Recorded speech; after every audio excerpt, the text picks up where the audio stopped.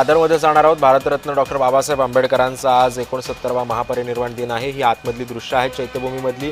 मुख्यमंत्री देवेंद्र फडणवीस, उपमुख्यमंत्री एकनाथ शिंदे त्याच्यासोबत प्रकाश आंबेडकर सुद्धा आपल्याला दृश्यांमधून दिसतात। आशिष शेलार सुद्धा आहेत।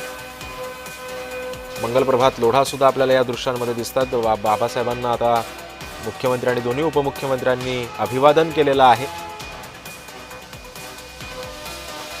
डॉक्टर बाबासाहेब आंबेडकरांचा आज 69वा महापरिनिर्वाण दिन आहे। लाखोंच्या संख्येने अनुयायी चैत्यभूमीवर दाखल झालेत। चैत्यभूमीवर मोठा पोलिसांचा बंदोबस्त सुद्धा तैनात करण्यात आलाय।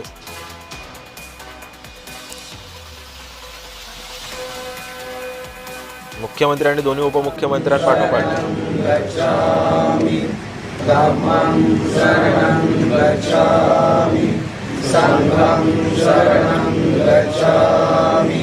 द्वितीयम्पि बुद्धं शरणं गच्छामि द्वितीयम्पि धम्मं शरणं गच्छामि द्वितीयम्पि संघं शरणं गच्छामि तृतीयम्पि बुद्धं शरणं गच्छामि तृतीयम्पि धम्मं शरणं गच्छामि तृतीयम्पि संघं शरणं गच्छामि पाणातिपाता वेरमणि सिक्खापदं समादियामि आदिन्नदाना वेरमणि सिक्खापदं समादियामि कामेषु मिच्छाचारा वेरमणि सिक्खापदं समादियामि मूसावादा वेरमणि सिक्खापदं समादियामि सुरामेरयमद्यपमादपाना वेरमणि सिक्खापदं समादियामि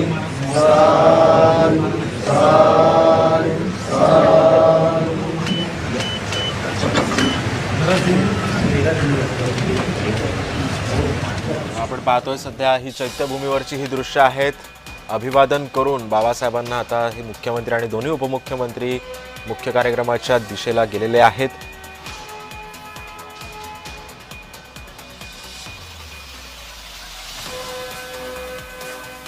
मुख्यमंत्र्यांपाठोपाठ आणि दोन्ही उपमुख्यमंत्र्यांपाठोपाठ आता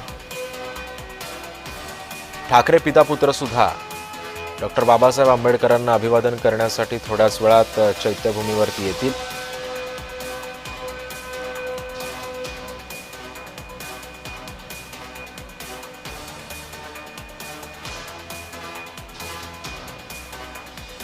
दादरच्या चैत्यभूमीवरची ही आपण दृश्य पाहतोय। थोड्या वेळापूर्वी मुख्यमंत्री आणि उपमुख्यमंत्री एकनाथ शिंदेंनी डॉक्टर बाबासाहेब आंबेडकरांना अभिवादन केलं। घटनाकार डॉक्टर बाबासाहेब आंबेडकरांचा स्मृती दिन हा देशभरात महापरिनिर्वाण दिन म्हणून ओळखला जातो। 6 डिसेंबर 1956 रोजी आंबेडकरांचं निधन झालं। या स्मृतिदिनानिमित्त देशभरातून लाखो अनुयायी मुंबईतील चैत्यभूमी इथे जमत असतात। आंबेडकरांनी 14 ऑक्टोबर 1956 रोजी बौद्ध धर्म स्वीकारला होता आणि ते बौद्ध गुरु सुद्धा मानले जातात। म्हणूनच त्यांच्या पुण्यतिथीसाठी महापरिनिर्वाण हा बौद्ध संकल्पनेतील एक शब्द वापरला जातो।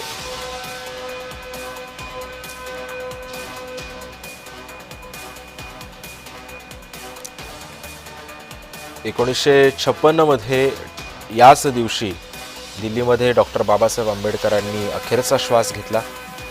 त्यानंतर त्यांचं पार्थिव मुंबईला आणण्यात आलं आणि 7 डिसेंबर 1956ला शिवाजी पार्कच्या समुद्रकिनारी असलेल्या जागेवर 12 लाख अनुयायांच्या उपस्थितीमध्ये त्यांच्यावर बौद्ध पद्धतीनं अंत्यविधी करण्यात आले।